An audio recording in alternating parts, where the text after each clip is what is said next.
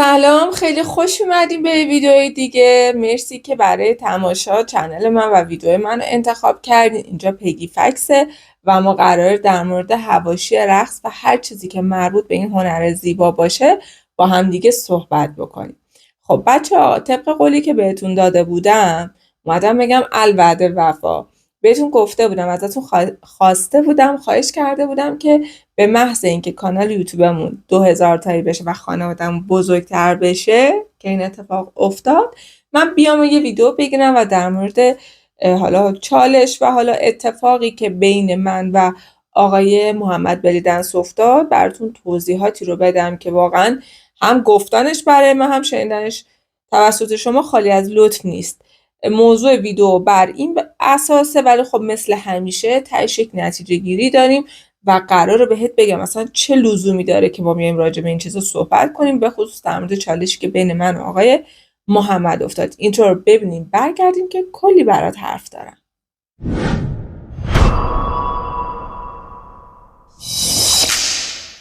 خب اولا به هم بگین که این زاویه‌ای که داریم و احتمالاً عظیمه بعد این زاویه رو خواهیم داشت خوبه بده. حالا دستگیره دارم تو کادره، ولی خب دلم میخواستش که حالا اون به قول معروف بک‌گراندی که اینجا داریم رو توی پگی لایف عینش رو نداشته باشیم، یک استقلالی پگی فکس برای خودش داشته باشه، به مرور بهتر میشه. بعد اون چراغا رو نگاه کن، این آرم یوتیوب مسخره. بعد اون علامت پلی وسطش انقدر سفیدش نورش زیاده که نگاه چه شکلی میشه. میبینی؟ شانس منه. آره. خب ببین، قبل از اینکه کل اتفاقا برای تعریف بکنم باید یه سری نکات رو بهت بگم، پس خوب گوش بده. ببین قشنگم، من اومدم آره چالش و اتفاقی که بین من و آقای محمد افتاد و علت این که اصلا چرا ما یه همدیگر رو آنفالو کردیم و کلا روابطمون قطع شده برای توضیح بدم. ولی بچه ها بازم میخوام طبق معمول تاکید بکنم که هیچ وقت نسبت به هیچ چیزی تعصب نداشته باشین، گارد نداشته باشین. و اینی که من اومدم نشستم اینجا میخوام بگم آقا بین من و آقای محمد این اتفاق افتاد، اصلا نه، خدا شاهده دلیل بر این میشه که بگم من خوبم یا دلیل بر این میشه که بگم نه آقای محمد بده. و باز هم میخوام تاکید و یادآوری بکنم به توی خوشگلم که هر چیزی باید تفکیک بشه، هر چیزی باید سر جای خودش باشه. منی که میام میگم متعصب نباشیم، پس باید همه چیز رو تفکیک بکنم. در مورد هنر آقای محمد هیچ جای بحثی نیست. ما در مورد نحوه رقصشون، نحوه اجراشون و حالا اون پرفورمنس و اون در واقع خلاقیتی که توی کار دارن نمیخوایم خدشه‌ای وارد بشه و نمیخوام که این حرفا و این صحبت‌ها در واقع یه جوری توهین به شخصیت ایشون باشه. به هیچ عنوان. درسته که بین ما چالش اتفاق افتاده، ما دیگه با هم در ارتباط نیستیم، ولی دلیل بر این هم نیست، منصفانه نیست که حالا که ما با همینطوری من زیر همه چی بزنم و بگم نه. داستان آقای محمد با تمام کسایی که من تو این سالا راجبشون صحبت کردم فرق داره. اینو دارم میگم به اون اسکل تپ‌هایی که دنبال بول گرفتن میگردن. نه، به هیچ عنوان من قصد بی احترامی و جسارت بهشون ندارم، چون واقعا نباید از حق گذشت. ایشون در جایگاه رقص جزو تاپ ترین رقصنده های ایرانی هستن. حالا رقاصی هم میکنن، ولی من خودم به شخص ایشون رو به عنوان رقصنده بیشتر قبول دارم و علتش هم همتون خوب میدونین. ایشون سالها تجربه کسب کردن توی رقص، مهارتشون شگفت انگیزه. در این حد حالا ممکنه تویی که بیننده هستی خیلی از شماها اینطوری بشین که آقا اینم ضعف داره. باشه، تو این لولی که آقای محمد هست حال حاضر من هیچ خانم رقصنده ای رو تو کشور سراغ ندارم. حالا تو کشور منظورم اینه که ایرانی باشه سراغ ندارم که حداقل هم لول آقای محمد باشه. به هیچ عنوان کسی رو نداریم. این رو باید گوشه ذهنمون داشته باشیم. خب پس تو هم لطفاً مثل من بدون گارد، بدون تعصب این ویدیو رو نگاه بکن و به این موضوع آگاه باش که من قرار نیست بیام بگم چون ما با هم دیگه چالش داشتیم آقای محمد فلانه. نه، احترامشون باید به عنوان یک هنرمند حفظ بشه. نتیجه هم که اصلا پس چرا میخوام اینا رو بهت بگم ته ویدیو بهش اشاره میکنم. خب من میخوام از اصل داستان، از اول همه چیو برات تعریف کنم، پس خوب گوش بده. ببین ما سالها بود که با آقای محمد در ارتباط بودیم، سالها که مثلا یه 3 سالی میشد که ما با هم، اصلا اون موقع که پیج من خیلی پایین بود و اینا، ایشون و خیلی مثلا خارج از ایران نمیرفتن و اینها، ما با هم تعامل داشتیم، همدیگه رو فالو داشتیم و اتفاقا توی دایرکت راجع به مسائل خیلی مختلف و جالبی هم با هم صحبت میکردیم. حالا تو خیلی مسائل ما هم نظر بودیم، تو یه سری چیزا هم نبودیم و تمام شایعات و حاشیه‌هایی که در طول این سالها برای آقای محمد اتفاق میافتاد، من با نهایت احترام بهشون انتقال میدادم. درست دقیقا مثل کاری که با بقیه رقصنده ها میکنم. یعنی ما بچه‌هایی که با هم کانکت هستیم و روابط دوستانه داریم، خوب به این موضوع واقف شدیم که آقا این دوستی ما و این تعامل سر جاشه، انتقاد هم سر جاشه.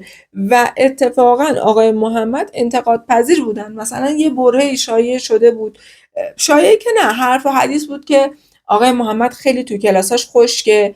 من مثلا به گوششون رسوندم، گفتم آقا پشت سر در این حرفا رو بزن. یه زمانی میمدن میگفتن نه دیگه از اون ور بوم افتاده، خیلی تو کلاساش بی بند و باری. من همه رو میومدم بهش میگفتم و خودم میدونی چون اون ارزشی که برای رقصشون قائل بودم خیلی زیاد بود، اینطوری بودم که به بچه‌ام تو تلگرام گفتم آقا من معمولا میدونم که نقد وارده و بچه‌هایی که تعامل دارم خودشون هم میدونن بهشون نقد وارده و وقتی خودشون این رو میپذیرن، قبول دارن و خیلی وقتا دارن تلاش میکنن رفعش کنن، پس این جای این رو برای من باز نمیذاره که من بیام براشون ریل بسازم. اما زمانی که دیگه شروع میکنم به اینکه بخوان مقابله بکنن یا درای مسالمت رو به روی من و خودشون ببندن، وقتی گوش شنوا برای حرفای من نیستم، من میام حرفایی که به خودشون بزنم به بقیه هم میگم که بقیه آگاه باشن.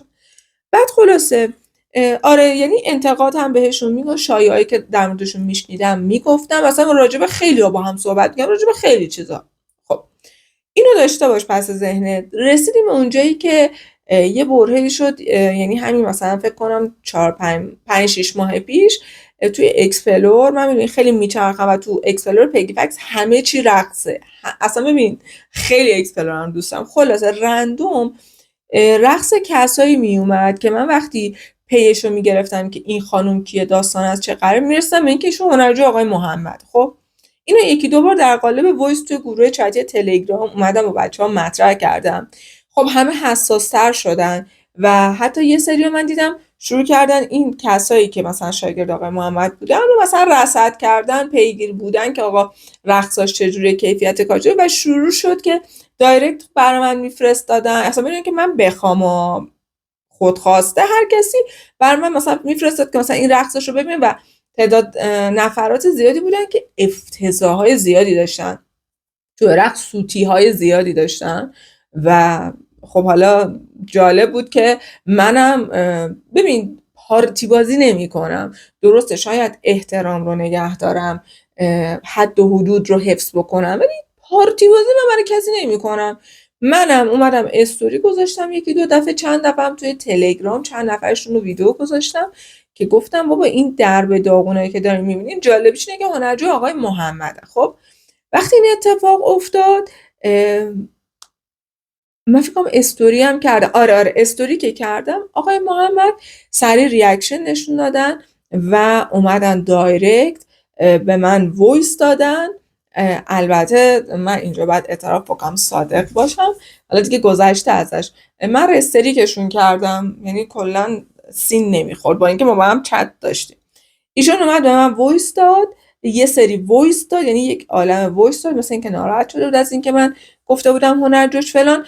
ولی وقتی من وایس ها رو گوش کردم در حالت رستریک بود، یعنی برای ایشون سین نمیخورد. ایشون داشتن میگفتن که آره اینایی که تو میذاری اینا هنرجو من نیستن، اینا مثلا کسایی هستن که فقط پیش من کلاس میان.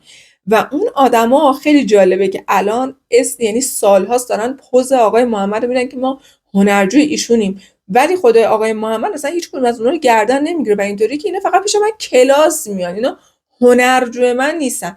من داشتم وایساشون رو گوش میدادم، فکر کنم 3 تا وایس به من داده بودن و به من گفتن که اونهایی که واقعا هنرجوی منن و من هر از چنگای ویدیوهاشون رو خودم میذارم، حالا تگشون میکنم یا با من خوب پایه میرقصن توی کلاس ها، اینا خانم فلانی و فلانی و فلانی هم و 4 یا 5 تا اسم برای من نوشتن.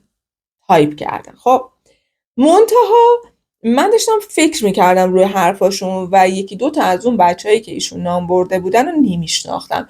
ببین اسمشون به گوشم خورده بودا، ولی رقصاشون ندیده بودم، مثلا پیجشون نداشتم. داشتم آمار میگرفتم تو این فاصله، مثلا از بچه‌ای دیگه داشتم میگفتم فلانی فلانی فلانی رو میشناسی، بعد شروع میکردن اطلاع دادن، آره این هنرجوی محمده، آره این چند سال این مثلا رشته، اون فلانه. بچه‌ها داشتن آمار میدادن. تو این فاصله آقای محمد وایساشو پاک کرد، اسمارم پاک کرد و انگار وقتی فکر کرد ترجیح به این داد که اصلا در مورد این موضوع با من وارد بحث نشه.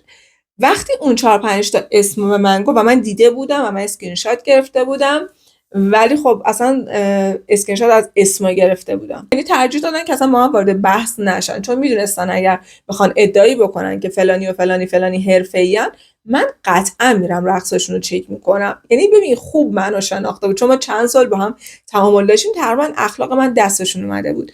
خلاصه پاک کردم وایسا رو و منم چون رستریک بود اصلا به خودم نمیدم، فکر کنم الان اگه بشنوه شاید جا بخوره که من اون وایسا رو هم شنیدم، هم اسامی که تایپ کرده بودن رو دیدم. و درسته که ایشون ببخشید به روی خودشون نیاوردن و پاک کردن، منم هیچی، اما من پیگیر شدم، این اسما تو ذهن من موند، آمارشون رو گرفتم و اتفاقا از کسایی که آمار میخواستم بگیرم اینا حواسشون جمع شده بود و رقصا رو میفرستادن. و جالبه بدون من واقعا نمیخوام بی جنبه باز در بیارم، مثلا درست هم نیست من رقصای هنرجو، اصلا بحثمون ما سر داستان آقای محمد و منه، ولی فقط اینو بدونید که اون کسایی هم که ایشون گردن گرفت و گفت این 4-5 نفر هنرجوی منن و من همیشه بهشون افتخار میکنم و دنسرای خوبی ان، نه تنها اصلا به گرد پای آقای محمد نمیرسن، یعنی اصلا شبیه نمیرقصن. میدونی چی میگم؟ مثلا خیلی مثلا دنسرهای خارجی رو اگه شما اونایی که خیلی استار هستن رو ببینید، از سبک هنرجوهاشون، از رقص اونا میفهمید که اینا پیش چه هنرمندایی و چه رقصنده های آموزش دیدن. ولی در مورد آقای محمد اینطوری نیست، یعنی اصلا نتونستن اون چیزی که واقعا استایل خودشون هست یا نمیدونم مهرشون امضاشون پای رقص هنرجوهاشون نیست. اون هنرجو نه تنها اصلا شبیه به آقای محمد نمیرقصن، بلکه اصلا خیلی هم فالش میرقصیدن، یعنی اونها هم بهشون باگ زیاد وارده. حالا لیول‌های مختلف بودن، ولی میگم اونها هم خیلی حرفه‌ای نبودن، حالا از نظر من شاید.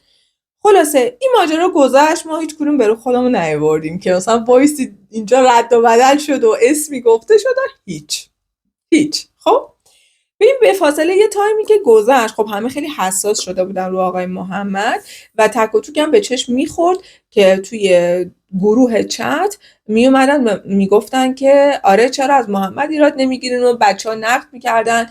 یه سری ها میگفتن من فقط شاهد بودم، یه سری ها میگفتن آره خیلی تکراری میرقصه، حالا کاری ندارم، بحث زیادی بود. تا اینکه یه روزم اتفاقا ببین اینو نمیدونم اسکرین شاتشو داشته باشم یا نه، واقعا بچه‌های تو گروه تلگرام که اون موقع بودن، فکر کنم اون موقع نزدیک 150-60 نفر بودیم، همشون شاهدن که یه نفر که مثلا نمیشناختم کی بود و انگار کسی بود که تازه جوین گروه شده بود، اومد و یه متن نوشت و شروع کرد انتقاد کردن از آقای محمد، نحوه آموزششون و برگزاری کلاساشون. بعد من اصلا اون موقع آنلاین نبودم وقتی این اتفاق میافتاد، مثل اینکه نه اون خانم بوده آقا بوده که بود متن نوشته بود و درجا آقای محمد با اکانت خودشون جوین شده بودم داخل گروه و آمده بودن جوابشون، یه متن رو خیلی هم اتفاقا متن قشنگ و اصلا ببین این روش رو من خیلی خوشم آمد. خودشون اومدن توی گروه ریپلای زدن روی حرف اون دادن و یه متن بلندی رو خیلی قشنگ مؤدبانه و کامل و درست منطقی جواب داده بودن و خودشون هم توی اینستا اومدن به من گفتن آره پگا جان مثلا این اتفاق افتاده، من اومدم یکی اومده این کاری کرده تو گروه چتت، من اومدم جوابشو دادم، خواهشم پیامو پاک نکن. که من اینطور بودم که نه چرا باید پیام پاک کنم، شما کار قشنگی کردی که وقتی اومدم بهت نقد کردن شما جوین دادی و جواب دادی، اگه این کار نکنی چیکار کنی؟ درسته شما شرف داری تو این موضوع نسبت به کسایی که برو خودشون نمیرن با موزی بازی زیرا به اصطلاح من یا شاگردشون رو میزنن. و خب این حرکت قشنگ بود، نباید از حق بگذریم. خلاصه ببین این استارت ماجرا بود. باز یه تایمی گذشت و دیگه آغاز داستان که ما شاید بشه گفت به کنتاکت خوردیم از اینجا شروع شد که یه روز گرم تابستون من اینا رو همه رو نکته رو نوشتم که مثلا چون دیگه ترجیح هم اینه تا اتفاق نیفته اصلا دیگه راجع به آقای محمد توی این ویدیو مثلا اینطوری صحبت نکنیم. برای همین همه چون نوشتم که کامل بر تعریف بکنم. تا اینجایی که آقای محمد یه بنر تبلیغاتی گذاشتن برای تبلیغ ورکشاپشون. من عکسش رو براتون توی ادیت میذارم و اون عکس این بود. ایشون به عنوان تبلیغات این رو استوری کرده بودن. بیایم با هم بخونیمش. برگزاری کلاس های مربیگری بلی دنس، همون عربی، دوره 6 ماهه، ماهیانه 1 جلسه، 4 ساعته، ظرفیت دوره 11 نفر با ارائه مدرک گذراندن دوره. ببین راجع مدرک من با آقای محمد زیاد صحبت کردم و اوکیه، یعنی حالا بهتون میگم الان جاش نیست. خلاصه نوشتن اینجاشو کار دارم، نوشتن آموزش 4 سبک اصلی، 4 سبک اصلی بلی دنس. حالا اینا چیه؟ داربوکا، بلدی، کلاسیک، اورینتال روتین، ثبت نام دوره کامل هر 3 ماه 2 سبک، شروع کلاس ها از فلان، ظرفیت فلان. ببین من وقتی اینو دیدم برگام ریخت. میدونی دیگه من کلا آدم نیستم که آخه اینو گفته، ولی من وقتی با طرف اوکی هم میدونم طرف اوکی هم موقع بهش میگم، نقد میکنم. کما اینکه این اتفاق بین من و آقای محمد کم نیفتاده بود، بارها این اتفاق افتاده بود و من چون از اون ورم همیشه یک چیز رو میذارم برای اینکه شاید من نمیدونم، شاید من آپدیت نیستم، شاید من بلد نیستم، هیچ وقت نمیام در وهله اول خیلی مثلا چیز کنم. اومدم با تحکم اومدم ازشون پرسیدم و بهشون ریپلای زدم همون موقع و گفتم محمد جان سلام، اورینتال روتین چیه؟ ممنون میشم توضیح بدید، تا حالا جایی نشنیدم. ببین 2 تا مورد خیلی عجیب تو این موضوع داره که اون مورد عجیبه رو من اصلا ترجیح دادم به روشون نیارم که خجالت نکشن. مورد بعدی اورینتال روتین بود که اصلا خیلی مسخره بود و من اصلا نشنیده بودم اصلا اورینتال روتین چیه. ازشون پرسیدم و ایشون خیلی خلاصه به من جواب دادن. اینم اسکرین شاتش که سلام پگاه جان خوبی، سبک‌های اصلی و موزیک‌های کامل، موزیک و سبک‌هایی که چندین سبک ترکیب میشن، تایم موزیک ها زیاد هست. اینو بهش میگن اورینتال روتین. خلاصه نوشتن سبک‌های مختلف با هم قاطی میشه و تایم موزیک ها معمولا زیاده. و شروع کردن در ادامه برای اینکه بهتر توضیح بدن اینا رو برای من فرستادن. نوشتن مثل موزیک های فلان، فکر کنم شنیدیشون، نه من حتی الان نمیتونم ازشون بخونم واقعا. ببین آلبوم حبیبی مرسدس رو که عکسشو برام گذاشتن، جلوتر بهت میگم داستان از چقدر. موزیک حبیبی سبک اورینتال روتین هست. ببخشید من واقعا داره بهم فشار میبره اینک بزنم که سبک و شاخه اصلی رقص من هم همین اورینتال روتینه که بیشتر وقتا رو استیج اجراش میکنم. اسامی دیگهش مجانس میگیم و مدرن هم گفته میشه. آقا جان اصلا رقص مدرن که اصلا یه چیز دیگه است. اصلا ببین بلی دنس مدرن که حالا بیا اصلا راجبش فعلا صحبت نکنیم. خب مجانس هم که اصلا اون یه چیز دیگه است، ربطی به اورینتال روتین نداره. و ببین من از اونجایی که خیلی چیزا رو نه اینکه فقط فکتشو بدونم، اینو واقعا نمیدونستم، ولی برام جور در نمیاد، حس میکردم که این موضوع صحت نداره و یه چیزی که آقای محمد هم دارن اشتباه میگن. و من هم در جواب اینو براشون نوشتم مرسی محمد جان که توضیح دادید، روتین رو تا حالا نشنیده بودم و به خودم یه فرصتی دادم تا برم و ببینم داستان چقدر. شروع کردم پیام دادم به مربیای دیگه و ازش در این مورد پرسیدم و خودم سرچ کردم. شما همین الانم اگر برین کلمه اورینتال روتین رو همینجا تو یوتیوب سرچ بکنید، رقص هایی رو خواهید دید هرچند اندک که با سرچ کلمه اورینتال روتین میاد. اما قربونتون بشم اورینتال روتین یک سبک در رقص، اون هم در بلی دنس نیست. ما همچین سبکی به اسم اورینتال روتین در رقص نداریم. آنچه که هست و بابت سرچی که شما میکنید، رقصایی که به شما نشون داده میشه، سبک اون موزیک هست و اصلا این موضوع ربطی نداره که این موزیک چون داره نواخته میشه اسم این سبک هم همون باشه. ببین الان میخوام دوباره اشاره بکنم به نکته اولی که توی این بنر تبلیغاتی وجود داشت و من نگفتم که ایشون شرمنده نشن. نوشتن سبک داربوکا. داربوکا اسم یک ساز هست آقای محمد عزیز و دوستانی که حالا شاید استوری ایشون رو دیده باشین یا با ایشون کلاس برداشتین، قربونتون بشم. داربوکا اسم یک سازه، یک جسمیه که باهاش موسیقی نواخته میشه با ضرب دست و اسمش داربوکا هست. وقتی که با تکنوازی داربوکا رقصنده عربی شروع به اجرا میکنه، اون سبک اسمش درام سولو هست.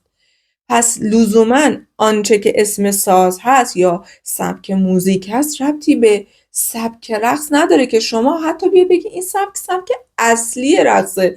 اصلا کی به شما این رو گفته؟ چرا شما چیزی رو که خودت نمیدونی رو میای به عنوان کسی که یک تریبونی داره و یک قدرت تاثیرگذاری داره میای به عنوان اطلاعات غلط به بقیه انتقال میدی؟ ببین به خصوص توی رقصنده‌ای که به هیچ عنوان حاضر نیستن قبول کنن که ما اشتباه کردیم، به هیچ عنوان اون پختگی درشون دیده نمیشه که اشتباهات خودشون رو بپذیرن و از مخاطبشون عذرخواهی کنن. پس خیلی باید وسواس به خرج بدن، یک حرفی رو بزنن که حتی نیاز به عذرخواهی نباشه.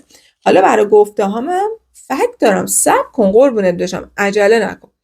این از این داستان. پس ما چیزی به عنوان سبک داربوکا که اون هم سبک اصلی رقص باشه اصلا نداریم، چه برسه اینکه اون رو بخوایم به بلی دنس هم نسبت بدیم. داربوکا اسم یک ساز هست.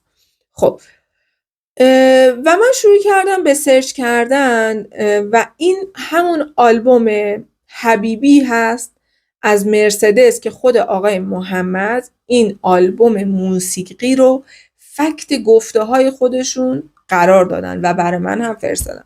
این عکس آلبومه و این آلبوم ساخته شده و حالا تشکیل شده از یه سری ترک های موسیقی هست که سنتیه و خب حالا تنظیم های جدید درشون اتفاق افتاده. و خب ببین من برام جای سوال بود، میگم به چند تا دیگه از بچه‌هام سپرده بودم که آقا ببینید داستان از چه قرار، از هر کی هم می‌پرسیدم میگفتن داربوکا که شوخی نکن با ما، سبک رقص نیست، به چون اسم ساز اورینتال روتین هم هیچ کس نشنیده بود. یعنی همه افتادن به تکاپو که ببینیم داستان از چه قرار، تا جایی که اولین نفری که پیام به من داد الهه بود. میدونم الان آقای محمد ممکنه حالش بد بشه چون یه چالنجی هم با الهه داشته. آقا منم داشتم این چالنجا رو، اگه من خودم نمی اومدم سر داستان CID حرف بزنم، نه الهه مصباح و آنجلا الان پی مدرک بودن، نه اصلا چالش بین آقای محمد و الهه پیش می اومد. پس من خودم چی میگن وارد چالش شده بودم با الهه مصباح. خب هنوزم اختلاف نظرها و اون مسائل وجود داره، همچنان من نقدش میکنم، همچنان خودش میدونه یه سری ایرادهای فاحش داره، حالا ممکنه قبول نکنه ولی خب میدونه که اینها وجود داره و داره تلاشش رو میکنه رفع بکنه. این برای من خیلی ارزشمندتر از قهر کردنیه که من میخوام به یه نفر بگم آقا اشتباه میرقصی کونشو بکنه اونور بچه بازی بر من در بیاره. و اینکه حرفی که درست باشه رو باید پذیرفت، حرف منطقی رو باید پذیرفت ولی اینکه دشمنمون بگه. این اصل تفکیک و دور از تعصب بودنه. حالا این طرز فکر منه، شاید شما اینطوری فکر نکنی. من حرف درست رو از هر کسی که حتی مغایر با افکار من رو هم داشته باشه میپذیرم. الهه توی این زمینه از نظر شناخت من کار به رقصش ندارم، بحث باز در مورد اطلاعات خیلی خوبی داره توی رقص و من دروغ چرا سر مواردی باشه که شک کنم یا خودم ندونم از الهه سوال میپرسم، چون معمولا حرفهایی که در مورد این توضیحات و اطلاعات و علم و دانش این موضوع باشه رو با فکت صحبت میکنه. من خوشم میاد و میپذیرم چون خودم میرم پیش رو میگیرم اینم درست گفته. خلاصه داستان از این قراره که الهه اولین نفری بود از بین کسایی که من ازش پرسیدم که کامل به من جواب داد و هول شدم. نونم دفتر ببینم، اینو ببینم، بذار برات بیارم این عکسو. و اومد این آلبوم رو پیدا کرد و توی اون سایتی که این آلبوم ارائه شده بود توضیحات خود آلبوم رو خوند. خب اینه توضیحاتی که مرسدس زیر همین آلبوم اورینتال روتین گذاشته، هم خودتون میتونین ترجمهش کنین هم من براتون میخونم.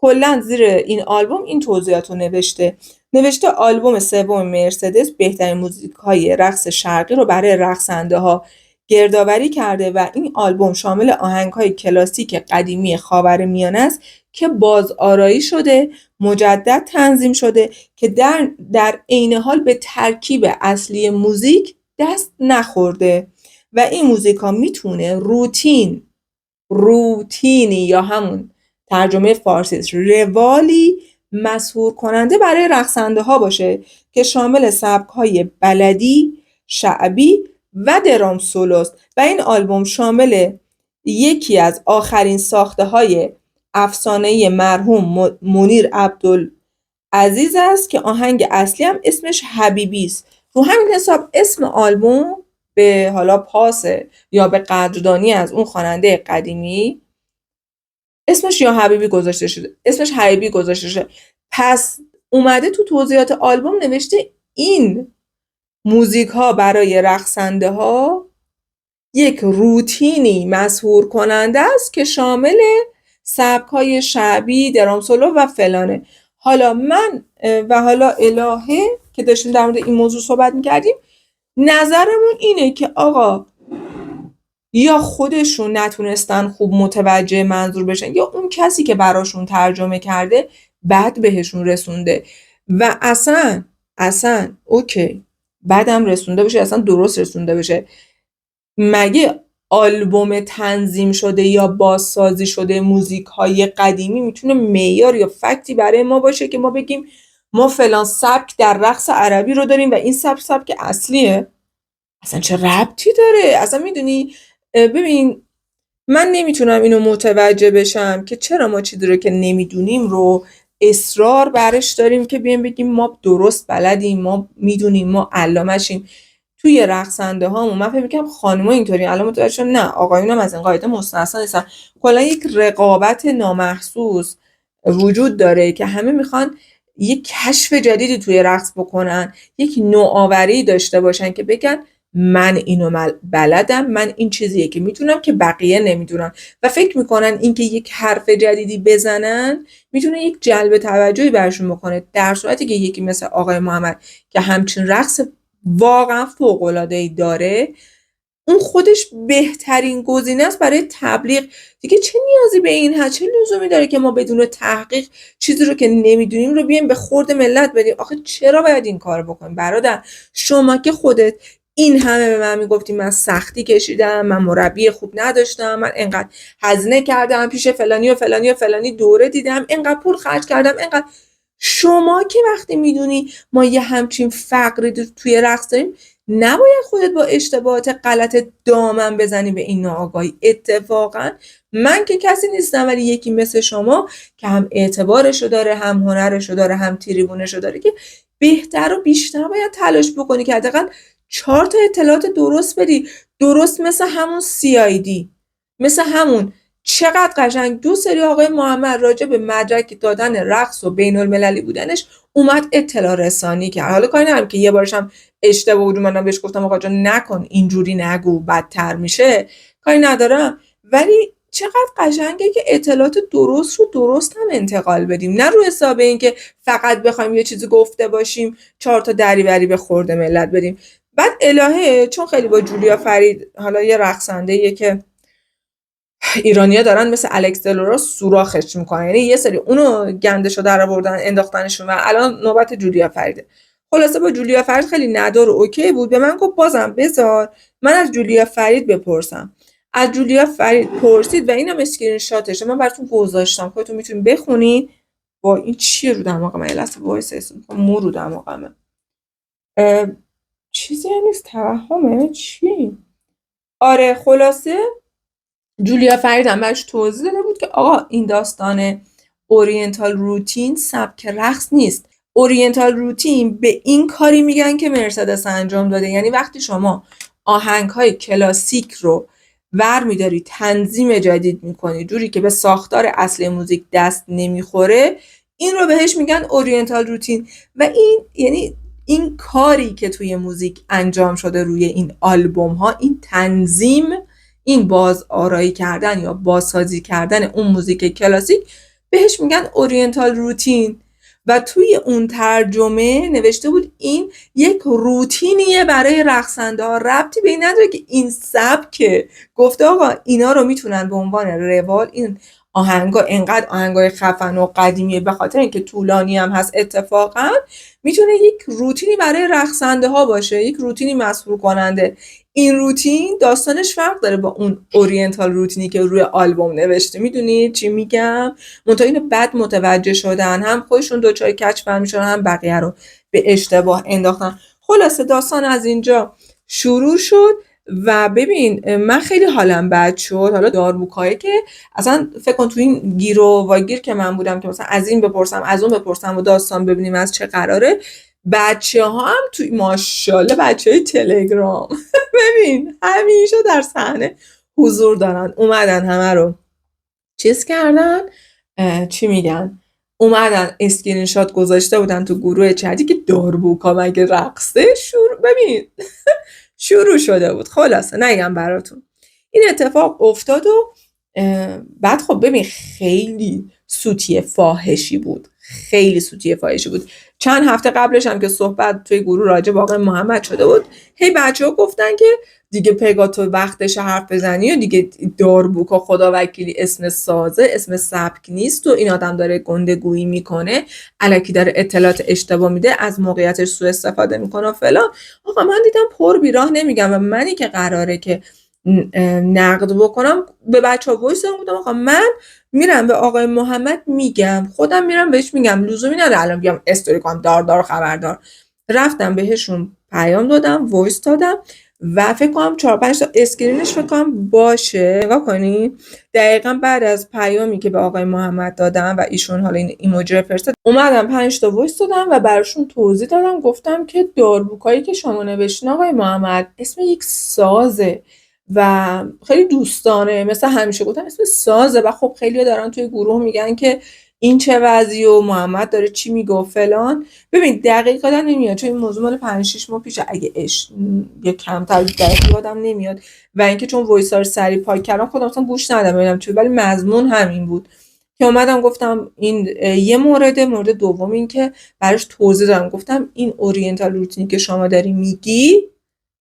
داری میگی در واقع چیزه، چی میگن، این توضیحات زیر آلبوم احتمالا خوب نخوندین، این نوشته یک روتینیه. براشون همین توضیحاتی که به شما دادم توی وایس براشون تعریف کردم. در عین حال آماده بودم که چی گفتم اینا رو ببینن جواب بدم، یهو آوار نشم رو سر بنده خدا، اول در این مورد صحبت کنیم، بهشون بگم حداقل من بهشون درستش رو یاد بدم، اگه خودشون درستش رو نمیدونن بهشون درستش رو یاد بدم. بعد در نهایت حقیقتا تو این چند ساعت و تو این حالا چون یه مثلا چند ساعت طول کشید، همه گرخیده بودن داربوکا دیگه چه کوفتیه، خب همه مثلا داشتن کنکاش میکردن و اینا. تو این بره چند نفرم برای من باگ رقص از آقای محمد در آوردن و این در صورتی بود که من قبلش چند هفته قبل گفتم آقا من از اونجایی که میخوام تعصب نداشته باشم، خود آقای محمدم گفته اگر پگاه نقدی به من بکنه که نقدش درست باشه من میپذیرم، وایسشو دارم و براتون میذارم.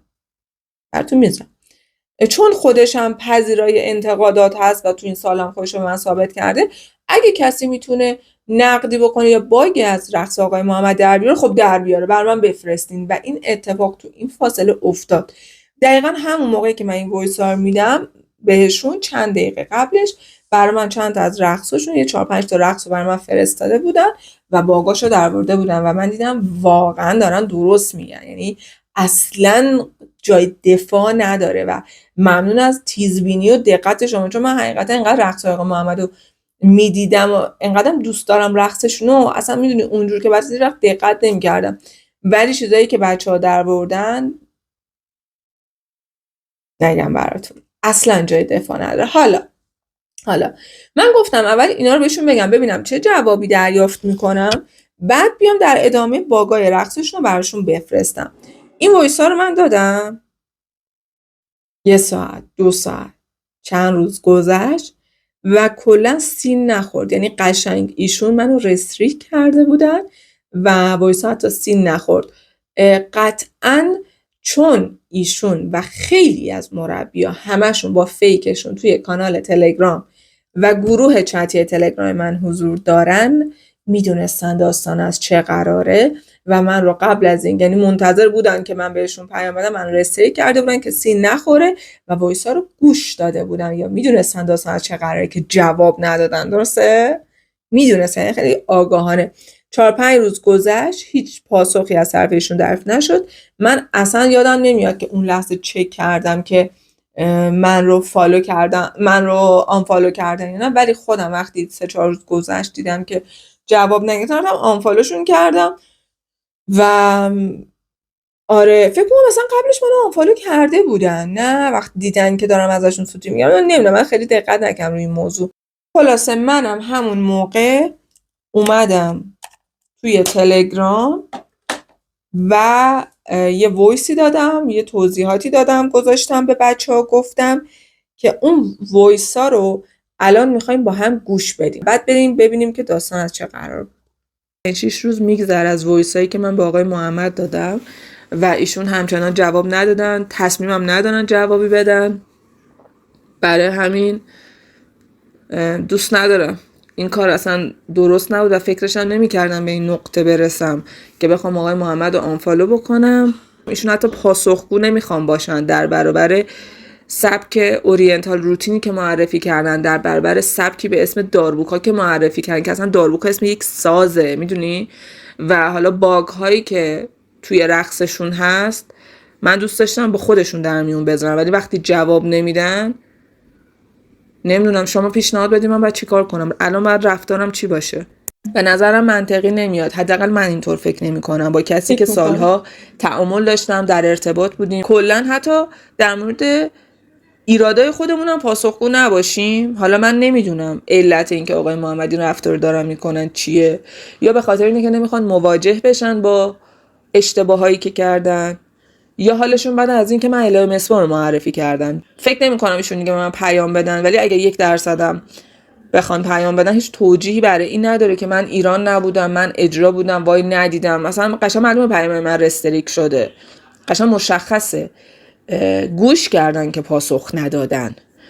و میگم من آنفالوشون میکنم، دوست نداشتم، هیچ وقت فکر نمی کردم به این مرحله برسم و قبلا هم بهتون گفته بودم من اگر در مورد بچهای حرفه‌ای ایرادی ببینم به خودشون میگم، ولی حالا که به خودشونم گفتم به روی خودشون نمیارن، من مجبورم که این رو اطلاع رسانی بکنم و این موضوع باعث میشه بهتون ثابت بکنم که واقعا اینطوری نیستش که من از کسی بترسم. اگر رعایت میکنم، اگر مراعات سالها تلاششون رو میکنم، به خاطر اینه که میدونن چطوری رفتار کنن. اما از جایی که تصمیم میگیرن شیوه برخوردشون با منو تغییر بدن، بارها گفتم آینه رفتاری بقیه هستم و مثل خودشون رفتار میکنم.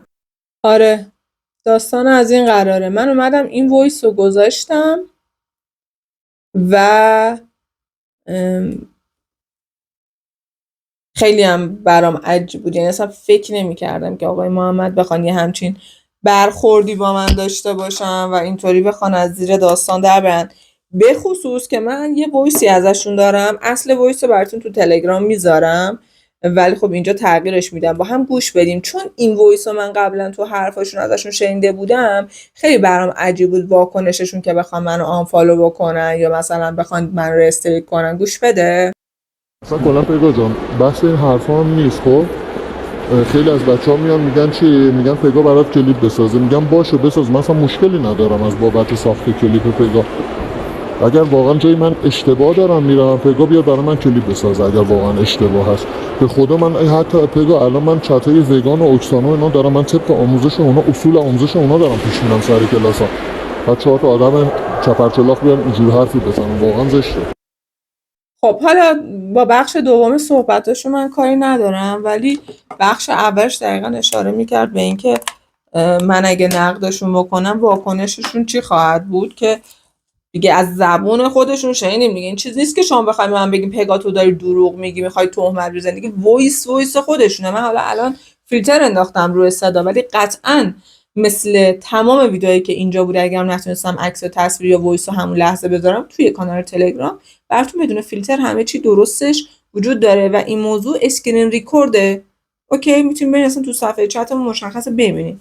پس خودشون اوکی دادن بابت اینکه اگر باگی است. خب وقتی میای شما این حرف رو من میزنی، این ذهنیت در من ایجاد میشه که این آدم خیلی انتقاد پذیریه، ولی وقتی که اون باگ پیدا میشه و من به شما پیام میدم شما به هیچ جات حساب نمی‌کنی، پس یعنی حرفت با عملت زمین تا آسمون فرق داره. پس یعنی اینا همش شعاره، اینا همش به قول شعارهای تبلیغاتیه، فقط میخوای یه وجه خوبی از خودت بسازی تو ذهن طرف. اما نتیجه‌ای که میخوام بگیرم از این که شاید بپرسی چرا اصلا این حرفا رو میزنی، تو که میگی من همچنان احترام قائلم، اولین هدفم اینه که بهتون بگم بچه‌ها قرار نیست آدم‌ها یا صفر باشن یا صد. اگر بین ما چالشی میخوره در یک موضوعی با هم مخالفیم، در این برای نیستش که من میخوام کلا وجود اون آدم رو زیر سوال ببرم یا بگم کلا با هیچ چیز حال نمیکنم. نه، رقصش عالیه، سر جای خودش، نکات مثبت سر جای، نکات منفی هم سر جای خودش. میدونی؟ پس این صفر و صد بودن نباید اتفاق بیفته.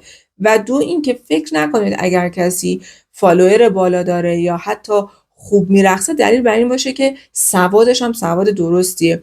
قصد جسارت ندارم، ولی چیزی که واقعیت ما چیزی به عنوان سبک داربوکا که اون هم سبک اصلی در رقص بلی دنس باشه نداریم. 100 اشتباه. داربوکا اسم یک سازه، براتون توضیح دادم. وقتی تک نوازی میشه و رقصنده در اون کنار اجرا انجام میده بهش میگن سبک درام سولو. پس ربطی به این موضوع نداره.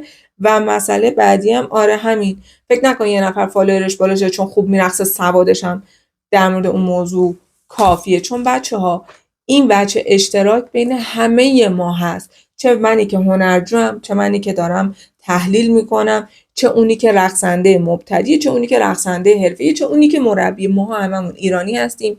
این حرکت، این کار تو کشور ما ممنوعه. برای همین ما هیچ منبع موثق و جایی که بخوایم بهش رجوع کنیم تا اطلاعات درست و آکادمیک به ما بده وجود نداره. درسته طرف میرقصه، ولی یک باید اول اخلاقش هم حرفه‌ای باشه، تو سوادش هم خوب باشه. حالا نسبتاشون متغیره، یعنی لزوما اونی که 100 میرقصه، 100 که ما واقعا نداره، اون کسی که 70 میرقصه لزومی نداره سواد و اطلاعاتش هم 70 باشه. سواد و اطلاعاتش 30% 40% هم خوب باشه، در این حد که یه هنرجو سوال میپرسه طرف پیپی نشه یا آگاهی نسبت به اون رقصش داشته باشه کفایت میکنه. ولی همونم ما نداریم، همونم همش میخوایم خودمون دخل و تصرف داشته باشیم یه سری خزعبلات. این اشتباه قربونتون بشم. هدفم از تعریف کردن این اتفاق این بود، وگرنه من همچنان رقص آقای محمد به شدت از دیدنش لذت میبرم، همچنان برای ایشون احترام قائلم و اینا همش جهت آگاهی دادنه. نمیخوام الکی تایم ویدیو رو طولانی کنم. هر آنچه که لازم بود در مورد اینکه اتفاقایی که بین من و آقای محمد افتاده چیه رو من برای تعریف کردم و چند موردم بچه‌ها از توی رقصاش باگ‌هایی در آوردن که ببین من خودم به شخصه نتونستم دفاع بکنم. یعنی من نتونستم اون موقع بگم که آقا داری اشتباه میکنی. و یه چیزیه که اگر شما ببینی، حتی اگه از رقص هم سر در نیاری، با یک سرچ خیلی ساده، خیلی بیسیک توی همینجا یوتیوب میتونی خودت ببینی درست و غلط چیه. مثلا لزومی نداره که من بیام تحلیل فضایی بکنم. اما ویدیوی رقصشون رو اینجا نمیتونم برات بذارم، شما این داستان رو بدون. ولی اون حالا من همش هم نه، واقعا همش نه، ولی حالا از بین اون چند تا احتمالا 1 یا 2 موردش رو ریل خواهم ساخت یا همزمان با این ویدیو یا چند روز بعد. شما توی اینستاگرام پیج رو اگه داشته باشین با این نوشتن که تلگرام و اینستا این پایین همیشه اینور فکر کنم یا اینور هست، میتونی بیاید و پیگیر باشی و باگاش اونجا ببینی. توی تلگرام که ما زیاد حرف میزنیم، اگه دوست داشتی میتونی اونجا به جمعمون ملحق بشی، اضافه بشی. و اینکه دیگه همین داستان از این قرار بود. نقد رقصشون رو من خواهم گذاشت توی اینستاگرام پیگی فکس. دیگه فکر نمی‌کنم حرفی مونده باشه. آره دیگه. یه چیزی هم که اینجا نوشتم خیلی برام عجیب بوده، این بوده که آقای محمد نه تنها فکتی که برای اثبات گفته‌هاشون آوردن یک فکت کاملا غلط بوده و اصلا دوچای کج فهمی شده بودن، بلکه ایشون داشتن به من میگفتن که سبک اصلی که من رو استیج اجرا میکنم اورینتال روتین. دوستان عزیز، شما اشتباه متوجه شدی. اشکالی نداره، آدما اشتباه میکنن، ما این رو میفهمیم، قبول داریم اشتباه پیش میاد، ولی اینکه تو چجوری اون اشتباه رو جمع بکنی، چطوری پذیرش داشته باشی، بخوای خودت رو اصلاح کنی و اینکه قبول کنی، بیای به شعور مخاطب احترام بذاری که آقا من اشتباه کردم ببخشید، یا حتی بگو آقا من حواسم نبود، آقا من خواب بودم، آقا من مست بودم، آقا من گیج بودم، اشتباه گفتم. این خیلی با ارزش تر دونه که ما اشتباه بکنیم بعد با پررویی تمام مثلا بره خودمون نیاریم که اشتباه کردیم، اونم توی همچین جایگاهی. ببین قطعا وقتی پیج میره بالا، فضای مجازی درسته تعداد فالوور، من همیشه گفتم اعتبار نمیده به اون آدم، ولی تاثیرگذاری رو میده به اون آدم، یعنی قدرت تاثیرگذاری رو میده. این ربطی به اعتبار اون آدم نداره، یعنی حرفش زودتر و بهتر شنیده میشه. و اگر اون حرف کلا یک حرفی باشه که از بیس اشتباهه، که اصلا تعداد آدمای بیشتری رو به غلط میندازه. و چون دایره بچه ها توی رقص خیلی کوچیکه، مثل زنجیر پشت صحنه ها، در ظاهر نه همه مستقل و خودکفان، ولی در پشت ماجرا همه به هم مثل زنجیر وصلن و هیچ خلاقیتی ندارن، از رو دست هم کپی میکنن، از رو هم اسکی میرن، یکی یه غلطی رو میکنه، بقیه برای اینکه به اون غلط دامن بزنن یا خودشونو مثلا خیلی خاص در جلوه بدن، یه غلط به اون غلط اضافه میکنن، آخرش هم یه چیز شلم شلوایی میشه. این هم از این داستان. بهتون قول داده بودم، دمتون گرم که حمایت میکنید، مرسی که 2000 تایی شدیم دیگه، بریم سراغ 5000 تایی شدن. ممنون میشم حمایت بکنید چنل رو، و حتی ریل هایی که توی اینستاگرام میذارم رو ممنون میشم برای بچه‌ها دوستاتون بفرستین، سیو بکنید، لایک بکنید، کامنت بکنید. مثل همیشه تا ویدیو بعدی، ماچ به روی ماه تک تکتون. خدافظ.